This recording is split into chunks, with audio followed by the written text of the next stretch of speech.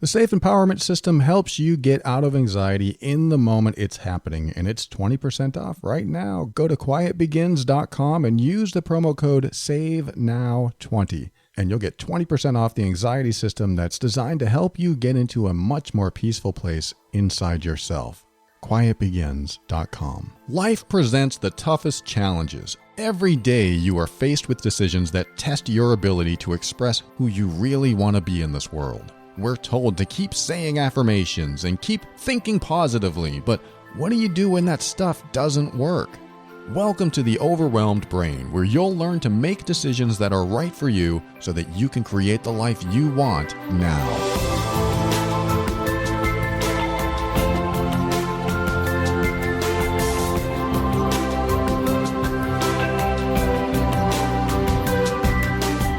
Hello and welcome to the show. My name is Paul Coliani and I'm here to help you increase your emotional intelligence so that you can avoid dysfunction, handle toxic situations with grace and ease, and show up as your authentic self.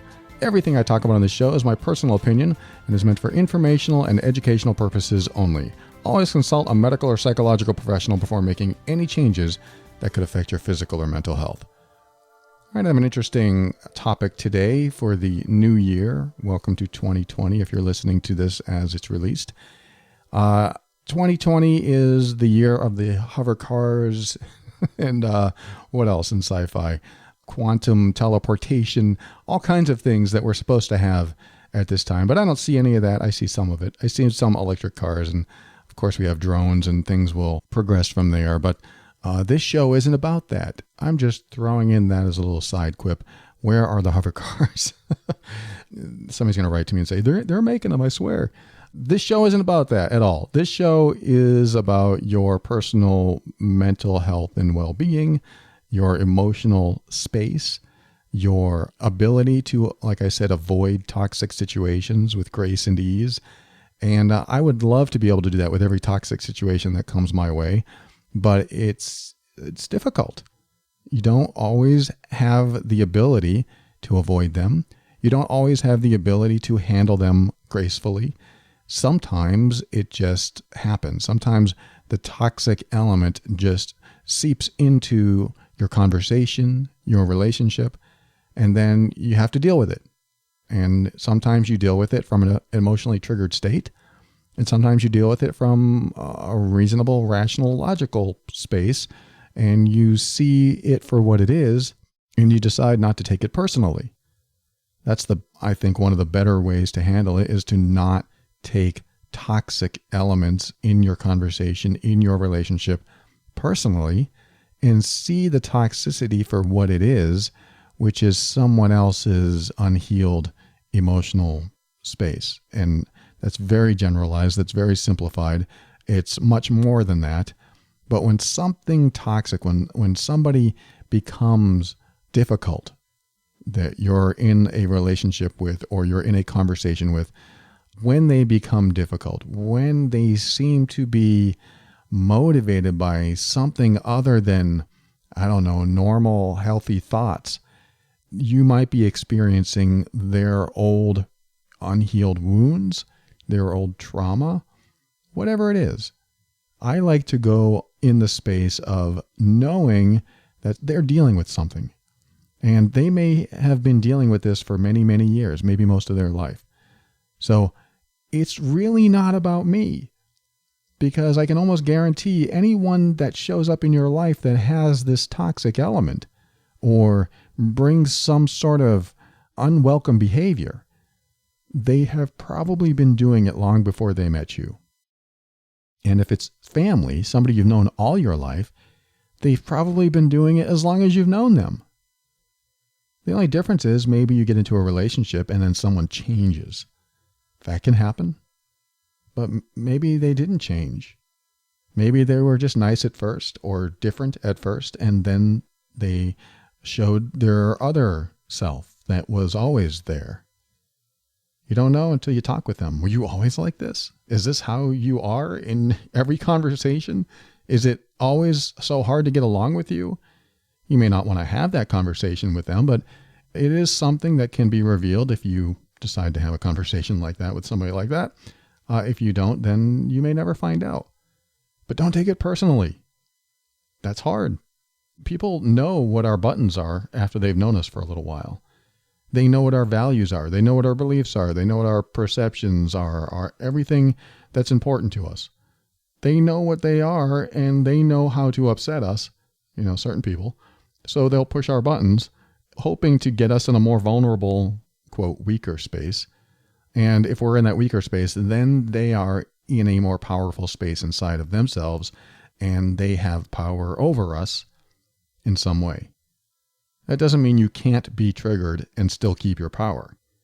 There are certainly many times I'm triggered and I still have my power. Like I'll get triggered and I'll go, that son of I just want to punch him in the face. I just get triggered. And at the same time, I step in as the inner, more calm, more rational, more reasonable adult inside of me.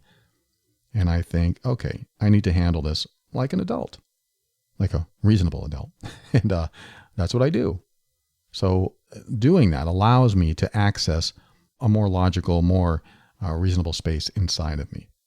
But as you know, if you act from a triggered space, then you can look like the crazy one. You can look like you're out of control. You can look like someone needs to commit you because you're so angry or you're so upset or you're so hurt. And so now you are in this triggered space and you're acting and reacting, responding from this triggered space. And people can look at you and say, you're nuts. I mean, that's sort of what I talk about in Love and Abuse, my other podcast, where someone is capable of triggering you, knowing that you're not going to be able to access that inner, rational, reasonable, logical adult because you'll be so triggered, so upset that you'll want to protect yourself, defend yourself, or attack. And one of those three will come out when you're triggered unless you're able to tell yourself, this isn't personal. This isn't about me. This involves me. I'm part of the formula, but this isn't about me. It's about them. They are doing this or saying something as a means to an end. They have probably done this to other people before, and it has worked for them. Therefore, it's a strategy that they've developed throughout the years, whether it was a coping mechanism, a survival mechanism, when they were a child or something, but they have developed this and it works for them. So it really isn't about me. It feels like it's about me. They used my name. They pointed their finger at me, but it's not really about you. It's not. I mean, think about something that you do that might be considered toxic to someone else. And if you're listening, you're probably not a toxic person, but think of your past. Think of something that you did in your past that maybe you don't feel very good about. Maybe you hurt someone. I remember hurting someone in high school. I broke up with her and I never really liked being with her. Yet I stuck with her for a few months. We were dating and I feel bad that I just broke up with her. And, I didn't know what I wanted back then or what I was doing. I was very new to dating. Dating wasn't my specialty. So when we were dating, we were boyfriend and girlfriend, technically. I think that's how she saw us. But I saw her as just someone to hang out with. And that was wrong because I didn't realize how close she was getting to me, or I did, and I was just trying to deny it. But I feel bad about that. So I was the toxic one in that relationship, if you can call it that. It only lasted a few months, but to her it was a relationship. It was building and growing. And I think she was developing feelings for me. And so I look back at that relationship and think, geez, what a jerk. I was 16, 17, no, maybe 17. And I just didn't, I treated her nice, but then I just broke up with her. And I didn't really have a reason. I think my only reason was I just wanted to be liked, I guess. But the point is, I brought a toxic element into the relationship. That toxic element was that I wasn't being honest with her. I wasn't expressing how I felt about her, and I didn't express that I really wasn't interested in her. And so there's a lot of things I held back. And I did treat her as if she wasn't that important. And that's very wrong. I mean, I admit that it is very wrong to do that. And so I feel bad. So what I mean is I remember this moment in my life, these few months, and how she felt when I broke up. And boy, I didn't realize she was going to take it that hard. I didn't realize she was going to be that upset. And she was. It taught me a lesson. It taught me when I get into a relationship, I need to commit. I'm either all in or all out. And so from that point on, I was committed. Anytime I got into a relationship, I committed. And so that taught me that we can do things in our life that we don't really mean. That might be the first time that we do it and we never do it again. Hopefully we learn our lesson like I did in that one instance. But there's probably something in your past that you did. Maybe you hurt someone. Maybe you brought in the toxic element and you have some feelings about it. And so if you feel guilty about it, listen to my episodes on guilt. Go to theoverwhelmedbrain.com, type in the word guilt. You'll see all kinds of references. But you might still feel bad. So I help you get over guilt in those episodes. But how about just feeling bad? Sometimes that may never go away. I still feel bad about it. There's nothing I can do. It happened, and I still feel bad about it. So you might have something like that inside of you. And if you do, then think back to how that person reacted. Did they react all analytically and logically and say, oh, that's okay. I know this is about you, and you have to deal with this. That would be great. It would be great because then it comes right back to you and you have to deal with it. But likely what happened is if you feel bad about something, you probably made them feel bad. And because they felt bad or because they felt mad or upset or sad, then you can look at your own behavior and ask yourself if that was the last time you've ever done that. Did you learn your lesson? And if you didn't, and if you did that kind of behavior again in your life, then you'll find out where your unhealed emotional wounds or old trauma are. Because that's what comes out of us when we're acting in a way that is unbecoming of us or hurtful to another person, is that we carry around this old stuff and then it comes out in ways that might hurt others, might make them feel bad.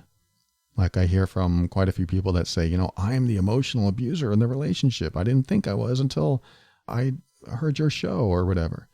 And so when they have this realization, they realize I've been doing this same behavior over and over again, either in this relationship or in all my relationships.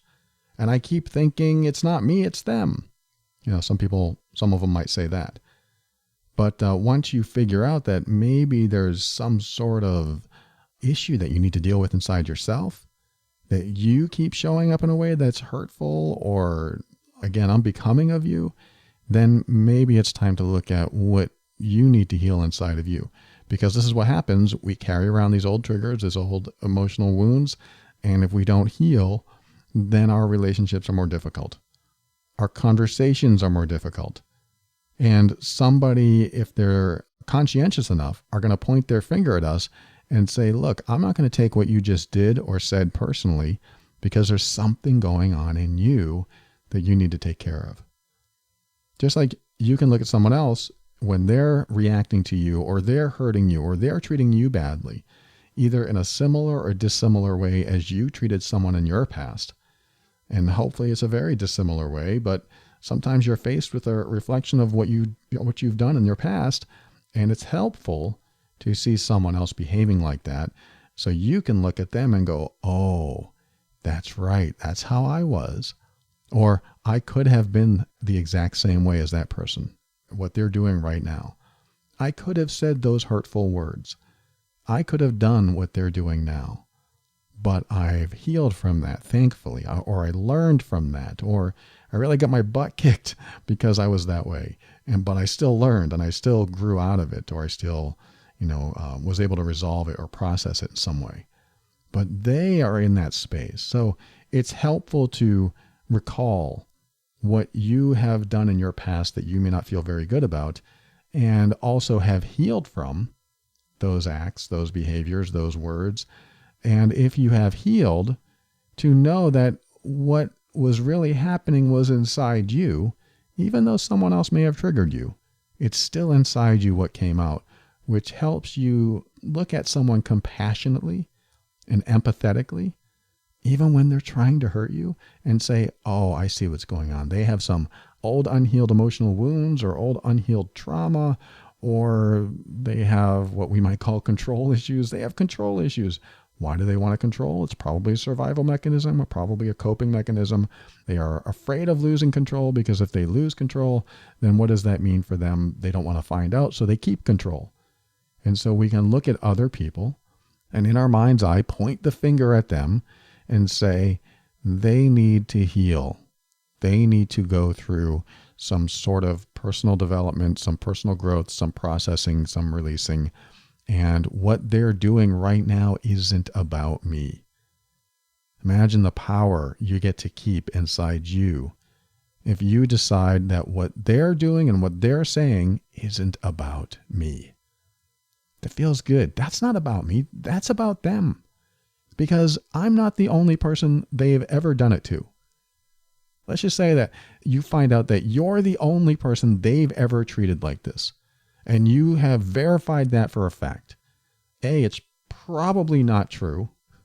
If it is, then A, they're probably young, because we usually learn behaviors like that when we're younger. So these behaviors start to develop while we're in a relationship, while we're young, or not in a relationship, but usually when we're younger. We have hurtful behaviors that come out of us because we don't necessarily know that they're hurting the other person. Just like when I was a teenager, I didn't really know I was hurting my girlfriend at that time. I just hurt her and I didn't know. I mean, I didn't hurt her while we were going out, but I wasn't as honest and forthcoming. And then when we broke up, it was a total surprise to her. That's not a good, healthy way to do it. And it's not a nice way to treat someone else. But I had to learn. I had to learn from that experience by being compassionate, by being empathetic after the fact, realizing, oh, that hurts people when I don't tell them the truth. That hurts them when I'm really not interested and I make them think I am. Oh, that's probably not a good behavior to continue. So I changed the behavior. Just like someone in your life that might be hurting you can change. Sometimes. Sometimes they can't. There are people that can't change. The narcissist probably not going to change. The unempathetic, uncompassionate person, discompassionate, one of those words, isn't going to change.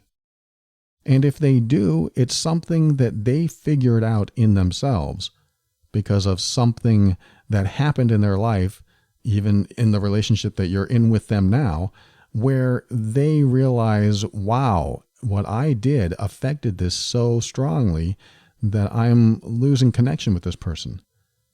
In other words, they take responsibility for their behavior.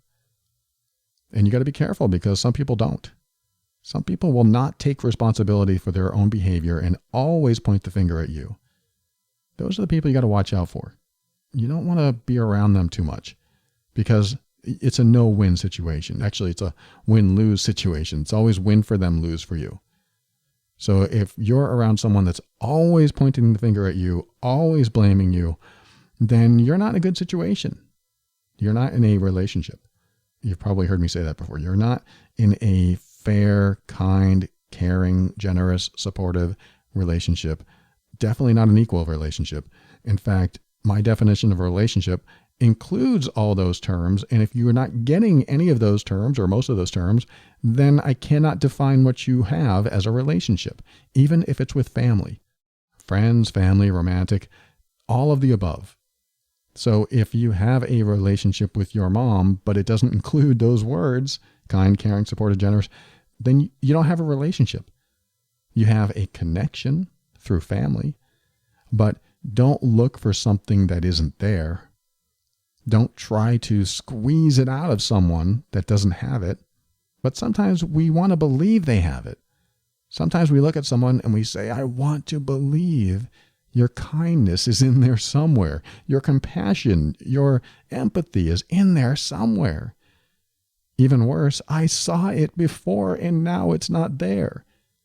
It's worse because that leaves us with all this hope that they're going to get it back.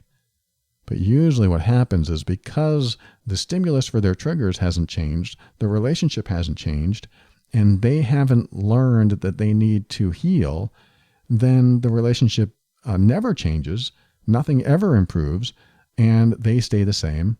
And you maybe continue hoping that they won't stay the same. And so that hope is usually unmet. And when it's unmet over and over and over again, it will continue to cause you to hope more a lot of the times, or give up. And it's rare that caring people give up, unfortunately. I know, unfortunately, right? I think it's great when you care and when you're empathetic. I mean, I'm not differentiating myself from other caring people. I care too. I'm saying that a lot of us people that care, we like to continue giving the benefit of the doubt.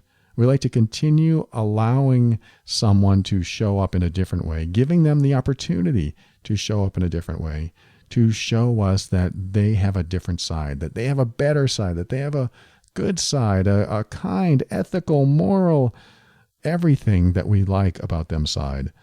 Because A, we might have seen it before, or B, we just know there's something deeper that we haven't seen, and they show little bits and pieces of it, but they never come out. Or C, we just have this false hope, and it really doesn't exist at all. And some people might say, well, everyone has some kindness in them, some compassionate behavior. And although that could be true, that's still debatable to me, it's not necessarily something that you need to stick around for. Because let's just say they finally decide to connect with that caring, compassionate, empathetic side and finally realize they're hurting you in some way. Let's just say that's 25 years from now. Are you going to wait? I mean, I got an email from someone that said, I don't feel like I'm enough. Everything I do, I just don't feel like I'm enough. Everything I am is just not enough. I don't feel like I'm good enough. I'm smart enough. She didn't use those particular words. I think it's a she. And I just don't know if I'm enough. I've had so many awful things happen in my life. I lost my husband and now I'm remarried and all of these awful things that any one of us would go through and feel defeated by, at least temporarily. But she still feels that way. And some of us would feel that way too for many, many years later. And when you feel that way continuously, there's no closure from the past. And there's also fear that you're never going to be able to do what you need to be able to do because you have issues or limitations or obstacles in your life. But she wrote and said all these things that, I just don't know what to do. I feel so defeated and I definitely don't feel like I'm ever going to be enough. And I barely get through every day. There's no joy or happiness in my life. So she's definitely, down and out.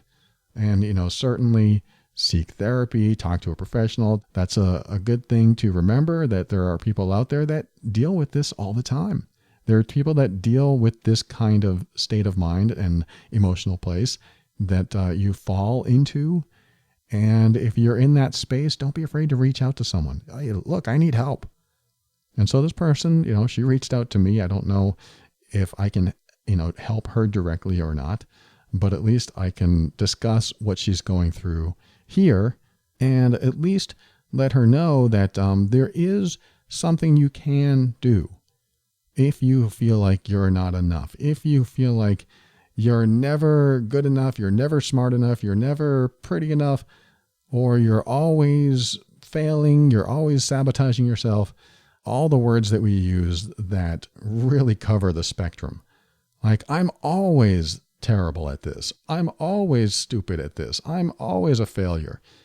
If we say that, then there's no room for improvement, because always covers everything. It never covers everything. These are the big absolutes that we throw in our path that stop us from improving. And we have to be really careful how we use that language so we don't sabotage ourselves.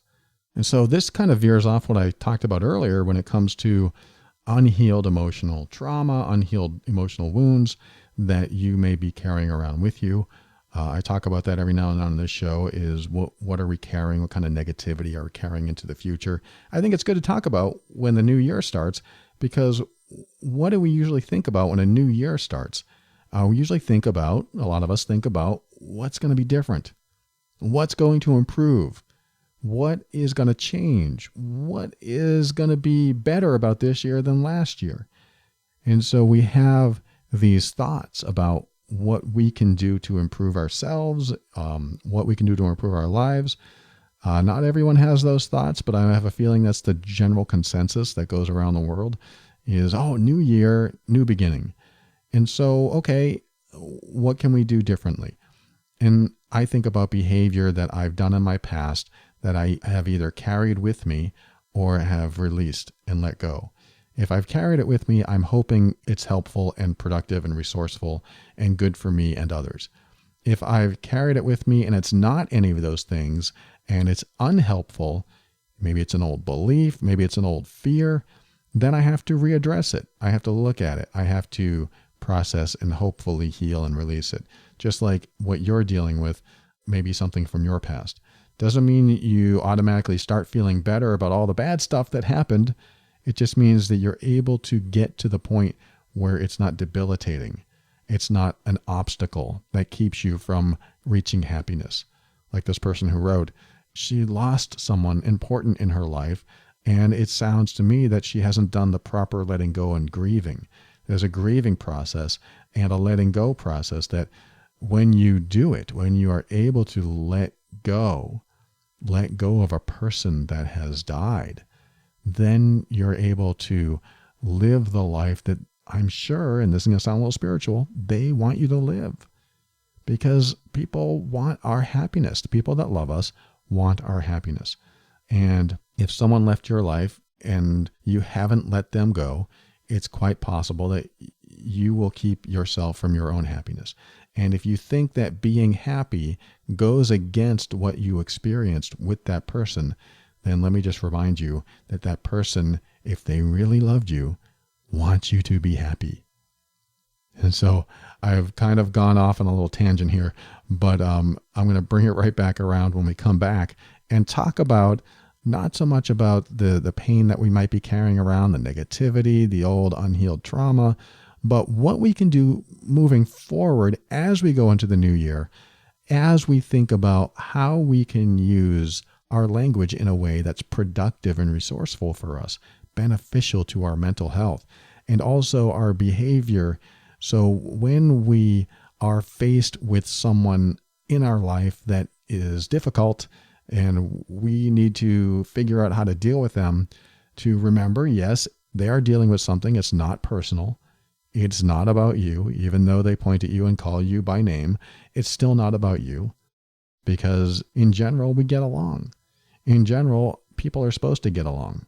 That's how we survive. That's how we continue to thrive and even reproduce on this planet, is we have to get along. That's what we're wired to do.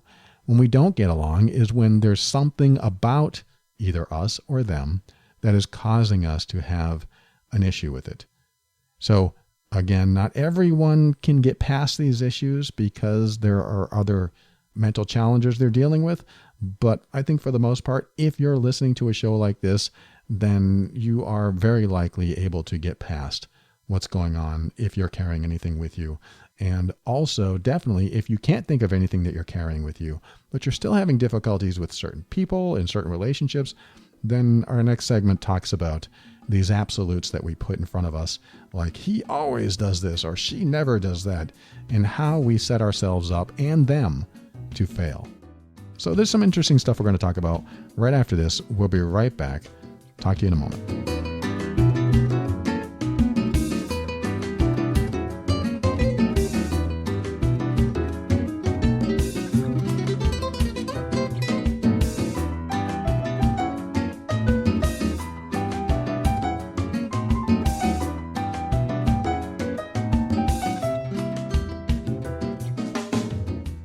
The Safe Empowerment System for Social Anxiety is how that program began. It is now the Safe Empowerment System for all anxiety, because anxiety kind of has that same origin of fear of people watching me, judging me, talking to me.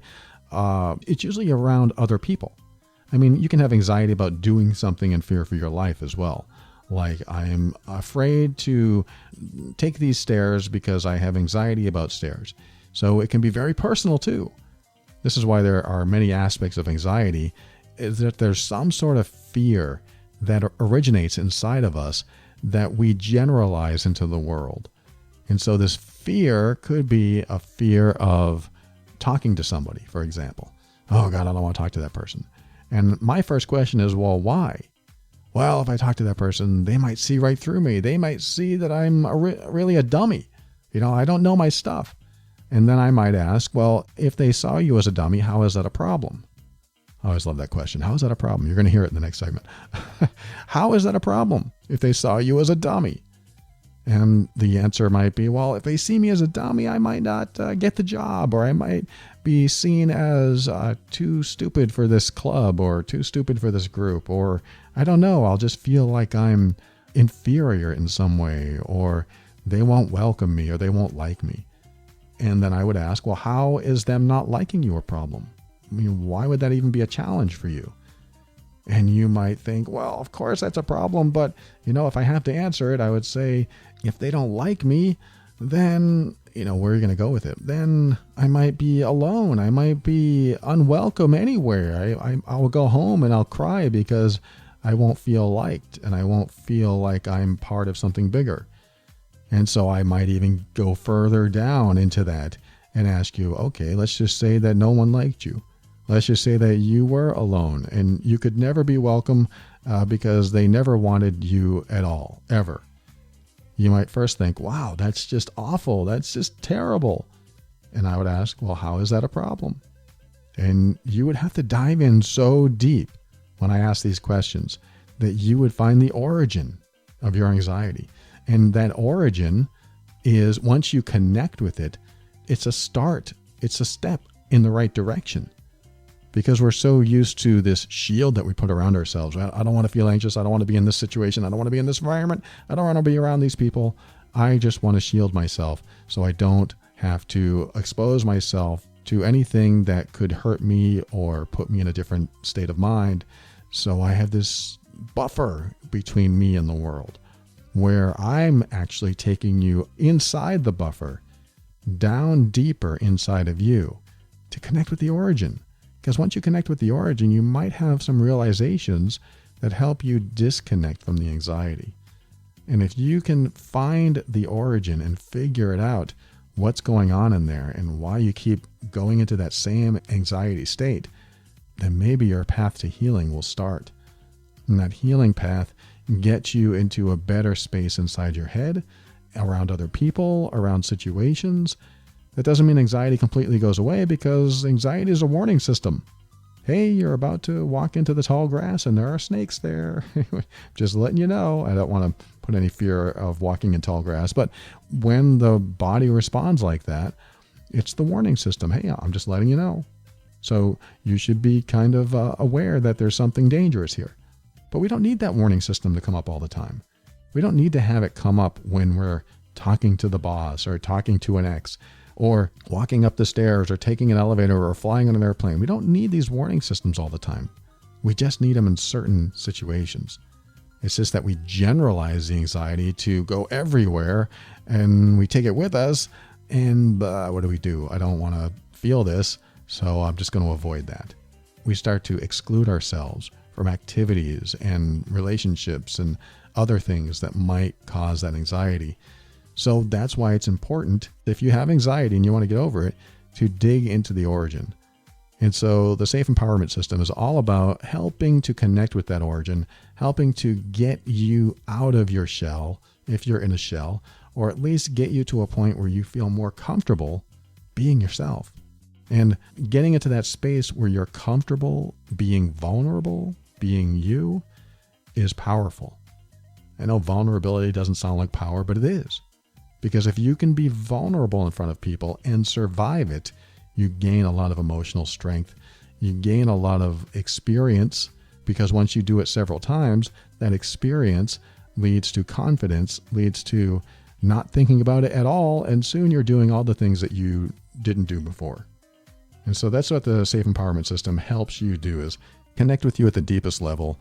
There's a lot of subconscious processes in there. There's a lot of unique processes in there that will help you get through anxiety in the moment.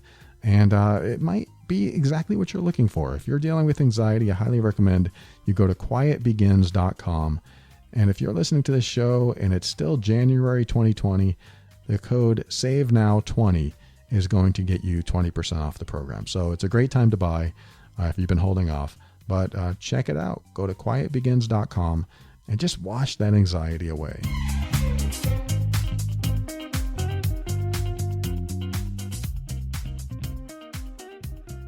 Welcome back. Like I said, I'm going to get into the absolutes that we try to use to fool ourselves and other people. These absolutes like always and never, or another one, every time. Like you do this every time. We paint people into a corner so that they have no choice but to respond either defensively, offensively, or not at all. Like I know somebody in my life that was very good at painting me into a corner. So I felt like I couldn't say anything. I felt like I was totally trapped. I felt like she shut the door on me, locked it. There was no way to get out, and there were no windows. And whatever she said it so well that I felt like I had no defense at all.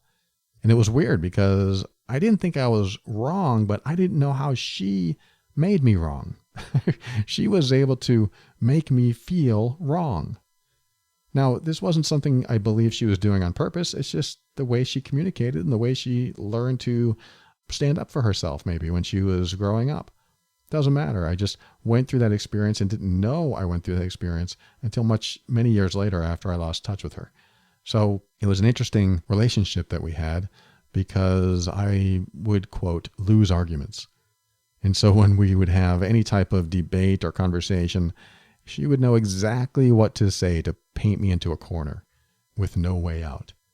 And I could have been right about something, but it wouldn't matter because she said things in a way that I couldn't defend myself. And so what I'm talking about in this segment is you have, I think they're called universal quantifiers. Like you use the words always and never or every time that state an absolute. But in reality, it's really like shutting a door that you never want opened. In other words, the sentence, you never wash the dishes. It isn't true if they've ever washed the dishes. I mean, you can say you rarely wash the dishes, and that might be a true statement, but you never wash the dishes?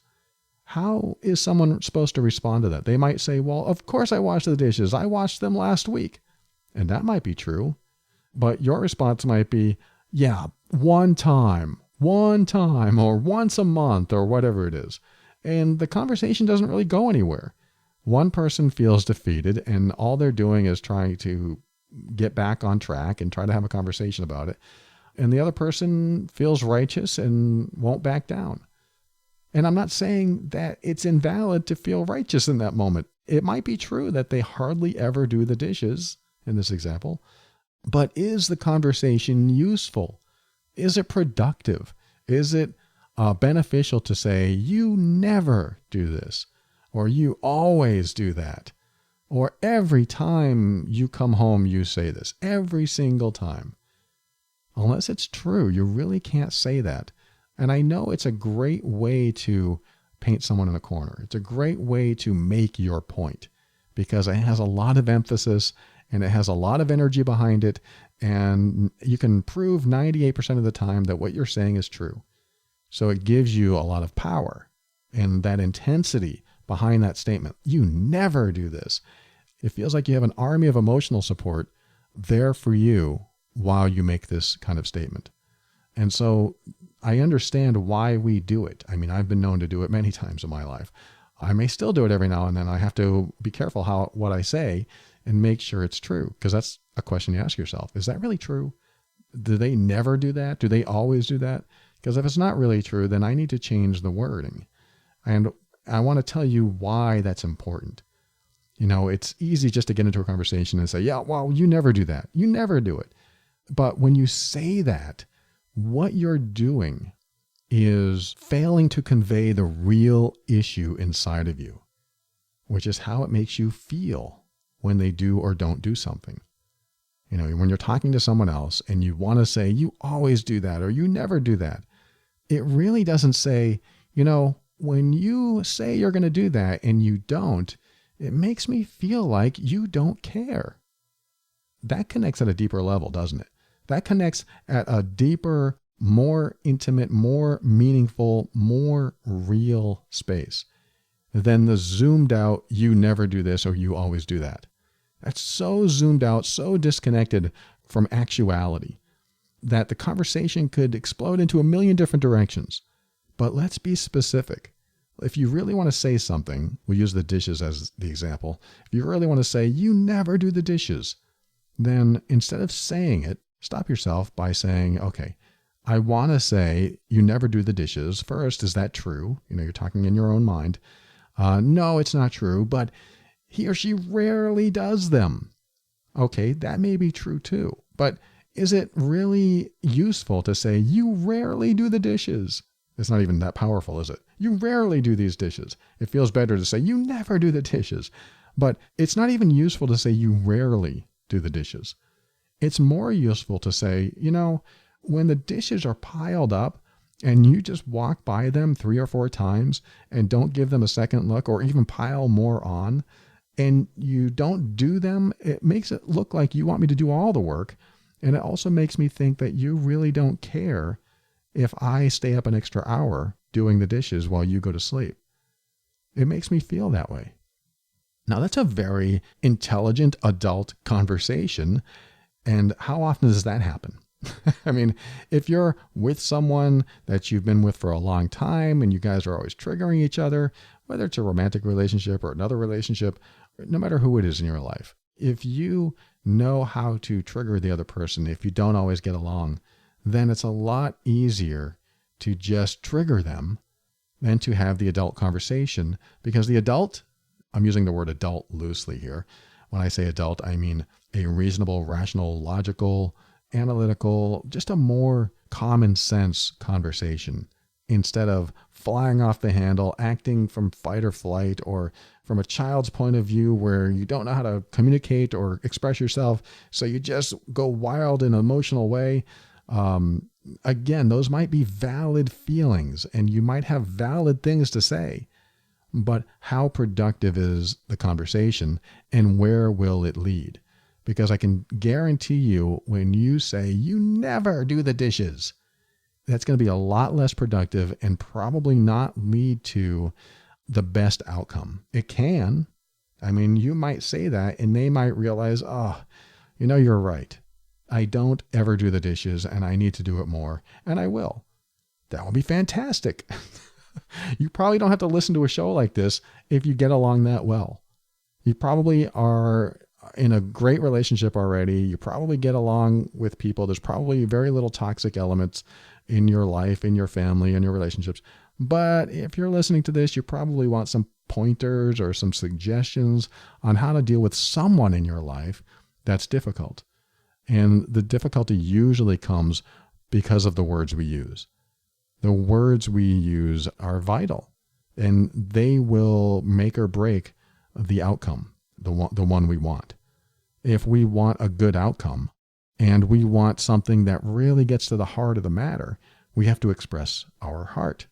We have to express what's going on inside of us instead of pointing the finger saying, you do this, you do that, or you never do this and you never do that. So I think it's important to express what's going on inside of you. And it's important to be with someone where you feel safe enough to do that. Even family. If you're with family who doesn't make you feel safe enough to express what's going on in your heart, then it might be time to separate a little bit. That's just a suggestion. I'm not telling you need to do that. But if I was around my mom and I said, oh, Mom, when you call me and I tell you I have to go because I'm really tired and you say, okay, no problem, but you never hang up and you want to talk more and more and more, I might get a little upset. And I just want you to stop doing that because it really feels like you don't respect my time. And it might be hard to say that to my mom, but I guarantee you it's going to improve the relationship. Or I'm going to find out that my mom really doesn't want to support my path, really doesn't care about what I want. Now, this is a bad example because my mom is a saint. She's wonderful. So I would never have this conversation with her. We're both very open for the most part. I think I'm more open than she is, but I've worked on it for a long time. And as honest as she is in most cases, there are still some things that she won't be as forthcoming about, especially when it comes to her heart. But she is opening up. Not that you need to know any of this, but like I said, when you get into a conversation with someone, it's a lot more meaningful and will probably have a shorter negative lifespan when you confront it from the heart instead of from the finger. And what I mean by that is if you express from your heart, like, this is how I feel when you say that. This is how I feel when you don't do that. And it hurts me, or it makes me sad, or it makes me feel like you don't love me, or it makes me feel like you don't care about me or respect my time. That really gets to the heart of something they can't necessarily argue about. They might invalidate you. That's a whole different conversation and a whole different episode that I've talked about on my other podcast. When there's invalidation, like, you shouldn't feel that way, or I didn't do that, and it doesn't matter what you say, they're just going to deny how you feel. That's an irrational conversation. That's them needing to heal something in them. That's when you go, oh, I see what's going on here. They're going through some sort of unhealed thing. They're going through some sort of old trauma, old past emotional wounds, and it's not about me. Like I said in the last segment, I am not going to take it personally, so I'm just going to let them be. I don't want to address that because there's something going on in them. There's no way I'm going to be able to change their mind. So I need to take care of myself because they have a different agenda going on. They're working on themselves, or maybe they're not working on themselves, but they certainly aren't looking inward. They're certainly not being compassionate or empathetic. Because that's what I'm talking about today, is like when you have someone in your life that when you share your heart with them, it should access their compassion and empathy. It should. And you're not doing it to trick them into it. You're doing it to let them know how you really feel. Because when somebody else is able to see what's happening, they have a choice on how to respond next. Hopefully it's, I don't want to make you feel that way. I am sorry if that's how you feel. That would be at least some sort of validation. They may still follow it up with, I'm sorry that's how you feel. I didn't mean that, but I still believe I'm right. They may say that. It may sound very negating after they just validated you. It might sound invalidating after that, but at least there was a validation. I'm sorry, I didn't mean to make you feel that way, but I feel hurt too. They may say that, and they have every right to say that. I feel hurt too. And then you can have a real conversation. Okay, I didn't mean to hurt you either. Okay, well, let's talk about this. How are you hurting me and how am I hurting you? Let's get to some sort of resolution here. Because maybe we didn't know we were doing it to each other. And I know this is kind of a far cry, maybe not that far, from doing the dishes or not. I just use that as an example for most things, because I think it's something that a lot of us can relate to. If it's not the dishes, it's you promise to clean up, you promise to mow the lawn, you promise to take out the garbage. These are all the mundane things that we do every week, that when we're around someone else, if they're not doing them and we have feelings about it, then, we can all relate to that. So that's why I bring that up. When it comes to being able to converse in a way that's productive, that is supposed to lead to empathy and compassion, and stay away from the weeds of contrast and adversity and downright getting angry at each other, I think the best point of view is to not use a pointing finger at someone else and just bring it into yourself and say, look, when you do that or when you don't do that, this is how I feel, and this is what I'm thinking, and it really hurts, or it makes me feel sad. And it gives them an opportunity to show up differently, or at least have a conversation about something tangible. When you say, you never wash the dishes, it's hardly tangible, because it's probably not even a fully true statement. It's probably not the right criteria to use, because it's so zoomed out and it's so general. Really, I never do it? I mean, you're going to get people to answer like that. Really? I never do it ever? You've never seen me do it? Then how do you get out of that? Well, I saw you once. Well, then why are you saying I never do it? There's another argument that could be something that branches off the original argument. So that's why it's important not to use these absolutes. You never, you always, or every time.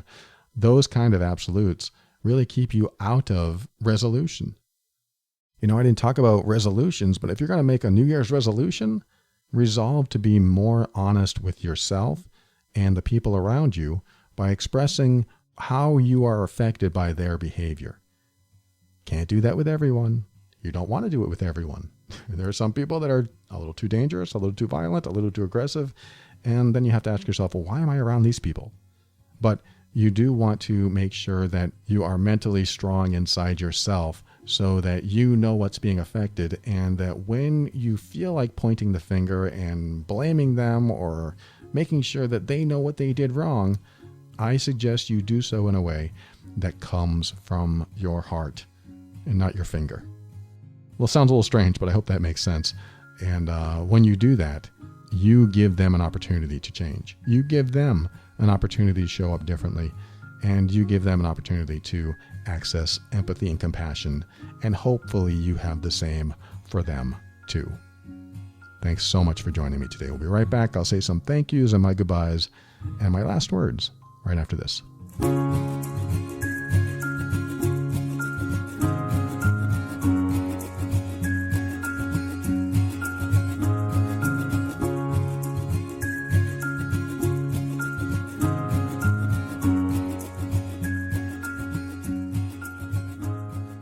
Thank you for listening to another episode of The Overwhelmed Brain. I want to remind you to go to quietbegins.com and use the promo code SAVENOW20 if you want 20% off the Safe Empowerment System for Anxiety over at quietbegins.com.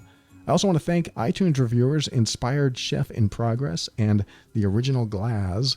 Inspired Chef in Progress says a great podcast and easy to listen to and helpful.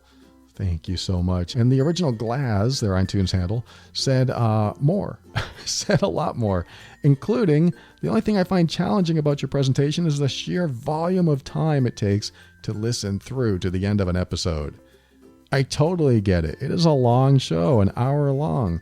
No longer than an average TV show, I guess, but maybe longer than the podcast you're used to, but also shorter than some other podcasts that you might listen to. And sometimes there will be points where it sounds like I'm rambling, but I promise I do have a point to everything I say. Everything is intentional, but I hear you. I get it. And I highly recommend, until that changes, to perhaps listen to the show at 1.5 times the speed. Not for everyone, I know, and doesn't really help. But if there's a big demand for shorter episodes, I will absolutely consider it. So I'm just going to continue doing what I do, trying to make this the best show I possibly can, and doing it without the big budget that some shows have, which can be helpful. It would be nice to have a giant budget with editors and producers and copywriters, and somebody just hands me my outline and says, here, talk about this today. It doesn't really happen, so it can take a lot of time. And so I want to thank you, The Original Glass, and of course, Inspired Chef in Progress. Those iTunes reviews always teach me something, and I take in every word and apply what I can. So whenever you have feedback, certainly leave it in iTunes. There are other places too, like Spotify and CastBox and Overcast. There's so many places actually that it's hard to check them all, and sometimes I'm months from checking, so I might not get back to those in a while. Usually iTunes is where I check for any kind of reviews that come in, just to make sure that I'm not ticking anyone off. But speaking of budgets, like I say on every episode, the patrons that support this show over at patron.theoverwhelmedbrain.com are really how we continue going forward. This show is what we call listener supported. And if you want to support this show because you find value, because it's helped you in some way, you can do so over at patron.theoverwhelmedbrain.com. And I want to thank the existing patron members. Some of you have been with us for years. And so I'm thinking, wow, how can I thank these people? So I'm working something up. I got to figure this out. But I want to thank anyone that's been in the patron program, giving just a small amount per month, some more and some less. But everything that goes into a show to create something like this has a monetary value to it. So we appreciate the support.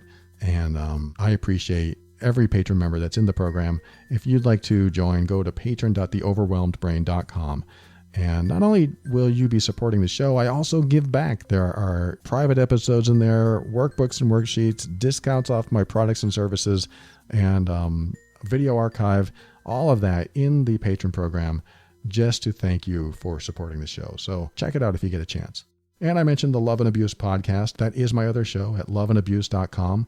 That's if you're in a difficult relationship anyone that shows up as difficult or toxic in your life, and you want to figure out how to deal with it, how to work through it, how to heal through it, and also maybe assess the relationship to find out just how toxic it is.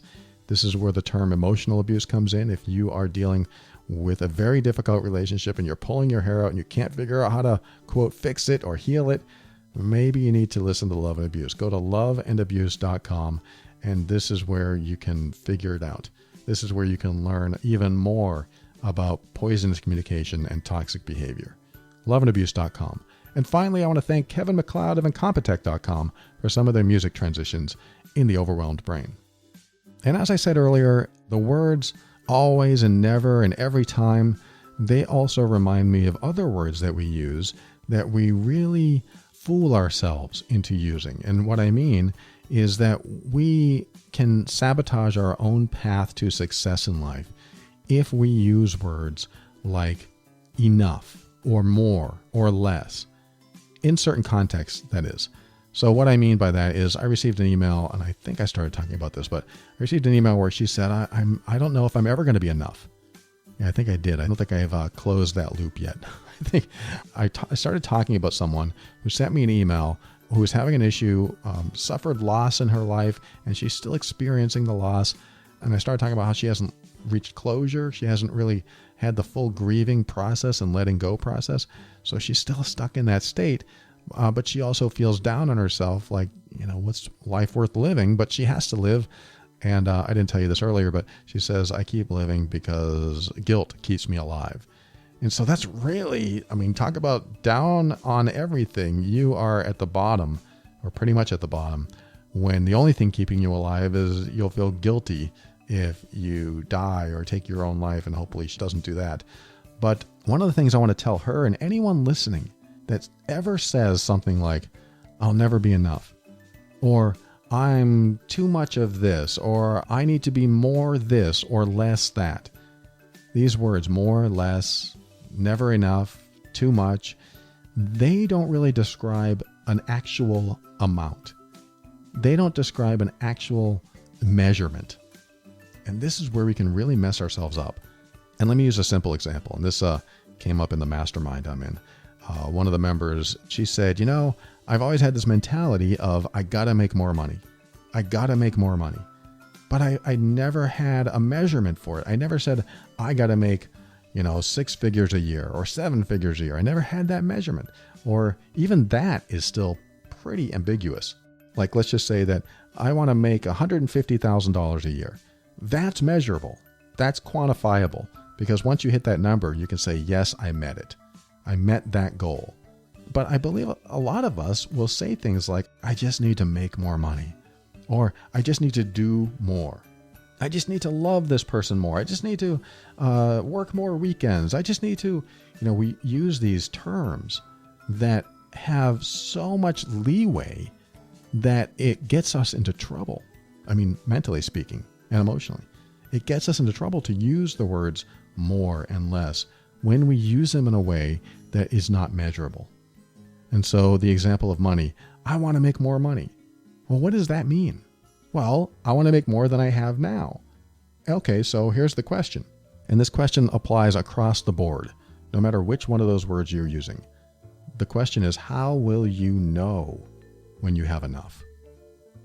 And for the person who wrote the email, how will you know when you are enough? What is it that you're using as a gauge? If you don't know how you'll know that you'll be enough or have enough or are doing enough, then you will never, ever be enough, have enough, or do enough. You will never, ever be able to have enough, be enough, or do enough because you'll never know what to gauge it by. You'll never know what qualifies as enough. You have to say, okay, what is enough? Like when people come to me and say, I just need more confidence. Okay, what does more confidence look like to you? I might ask something like that. And they might say, well, I want to be able to walk into a room and feel like I can talk to anyone. And I can look at that as one of the qualifiers. I can say, okay, great. There's a checkbox. Let's put that empty box on a piece of paper and say, I want to be able to talk to anyone in a room. That way, when you walk into a room and you're able to talk to anyone, does that mean you're confident now? They might say, well, yeah, I could probably talk to anyone because I could probably fake myself out, but I won't be able to talk to that CEO, or I won't be able to talk to that beautiful woman or handsome guy. I don't know if I could do that. So I wouldn't be confident if I could just talk to anyone, even though anyone might be included in all of that. But what happens is you start to narrow it down and you start to create criteria. And so when you use these words, enough or more or less, then what you need to do is create criteria around that so you know what enough is.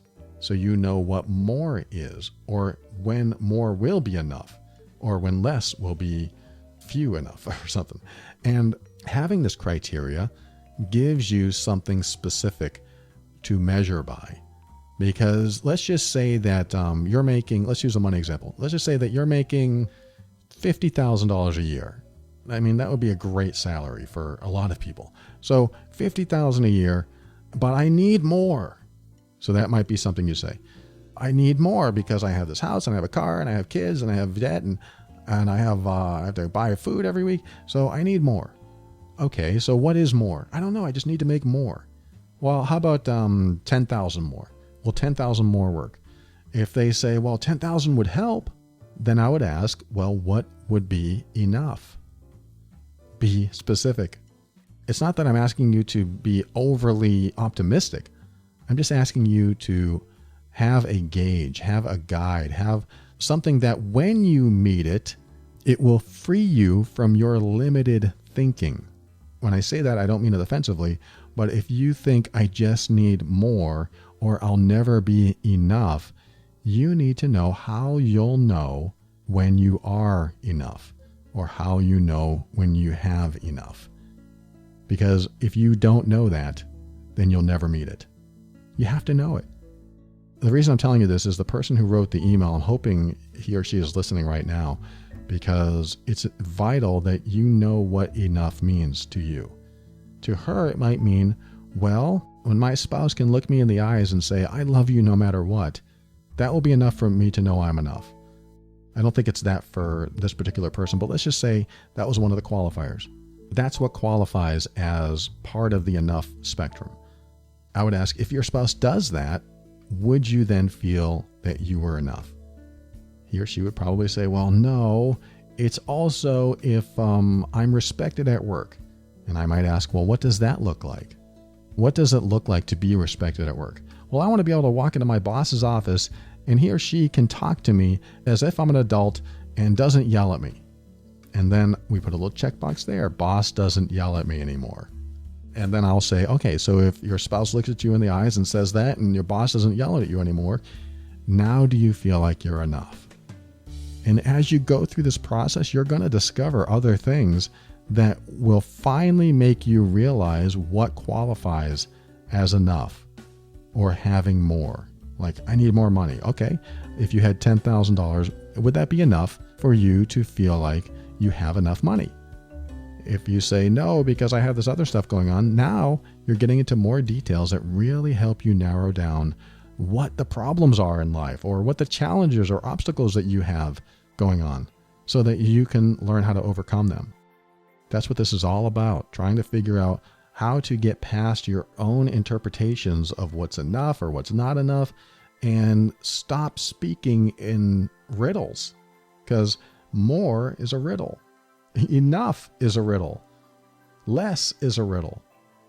You qualify it with something measurable. You qualify it with something tangible so that when you meet it, at least in your mind as you're going through this process, you can ask yourself, okay, will that be enough? Am I now satisfied at that point? And if you say no, then you'll discover something else that you need to meet. And this is just step one. There's a lot to work on. I get it. But that's why I always say at the end of every episode, and that's where we are now, you just got to keep your mind open, because you never know how you might be limiting yourself with the language you use and the perceptions that you have. But keeping your mind open helps you step into your power.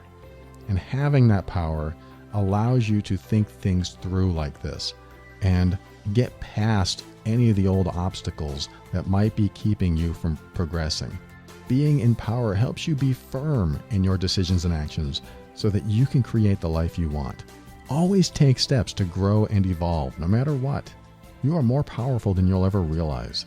And above all, and this is something I absolutely know to be true about you, you are amazing.